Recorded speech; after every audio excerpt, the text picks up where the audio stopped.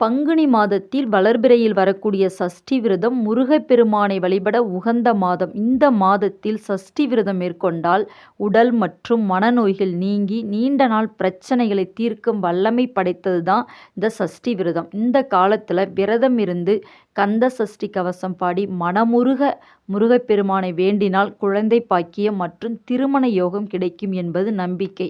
பங்குனி மாத சஷ்டி திதியில் முருகனை வழிபடுவது வினைகளை தீர்ப்பார் என்று சொல்லப்படுது. சஷ்டி விரதம் என்பது முருகப்பெருமானுக்குரிய விரதம். பங்குனி மாதமும் தெய்வங்களை வழிபடுவதற்குரிய மாதம் என்பது நம் அனைவருக்குமே தெரியும். ஐப்பசி கார்த்திகை மாதங்கள் எப்படி முருகப்பெருமானுக்கு உரிய மாதங்களோ அதே போன்று பங்குனி மாதமும் முருகப்பெருமானுக்குரிய மாதமாக சொல்லப்படுது. அதிலும் பங்குனி மாதத்தில் வரும் சஷ்டிக்கு தனி சிறப்பு உண்டு. திதிகளில் 6வது திதி சஷ்டி. அதனால்தான் அது ஆறுமுகனுக்குரியது என்கிறோம். அதேபோல் மாதங்களில் பங்குனி மாதம் 12வது மாதம். முருகப்பெருமானின் திருக்கரங்கள் 12. முருகனின் 6 முகமும் 12 கரங்களும் பக்தர்களை காப்பதற்காகவும் பக்தர்கள் வேண்டியதை வாரி வழங்குவதற்காகவும் உரிய மாதமாக இந்த பங்குனி மாதம் வளர்பிறையில் வரக்கூடிய சஷ்டி விரதமாக சொல்லப்படுது. இந்த வருடம் 2026 பங்குனி மாதத்தில் வளர்பிறையில் வரக்கூடிய சஷ்டி திதி மார்ச் 23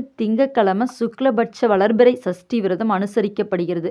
சஷ்டி திதி மார்ச் 23 காலையில் 8:08 தொடங்கி மார்ச் 24 காலையில் 5:38 வரை இருக்கிறது. முருகப்பெருமானுக்கு உகந்த இந்த நாளில் பக்தர்கள் காலை முதல் மாலை வரை விரதம் இருந்து கந்த சஷ்டி கவசம் பாராயணம் செய்து வழிபட்டால் நாம் நினைத்த காரியம் நடக்கும். பங்குனி மாதத்தில் வரக்கூடிய சஷ்டி திதியில் விரதம் இருந்தால் தீராத நோய்களும் குணமாகும், ஆரோக்கியம் மேம்படும், தடைகள் நீங்கி நீண்ட நாட்களாக இழுபறியாக இருந்த பிரச்சனைகள் அனைத்தும் நீங்கி அந்த காரியம் ஜெயமாகும், குழந்தை பாக்கியம் கிடைக்கும். பங்குனி மாத சஷ்டி தினத்தில் முருகனை நினைத்து வழிபாடு செய்தோம் அப்படின்னா நமக்கு மன அமைதியும் வாழ்க்கையில் சகல விதமான சௌபாக்கியங்களும் கிடைக்கும். முருகனை நாம் மனதார வேண்டி அவரை சரணாகதி அடைய வேண்டும். இந்த சஷ்டி விரதம் 2 நாட்களும் இருக்கு. திங்கட்கிழமை இருக்கு, செவ்வாய்க்கிழமை முருகப்பெருமானுக்கு உரிய உகந்த நாள்லையும் வருகிறது. பஞ்சமி திதியுடன் கூடிய சஷ்டி சிறப்பானது என்பதால் மார்ச் 23ஆம் தேதியே விரதத்தை மேற்கொள்வார்கள்.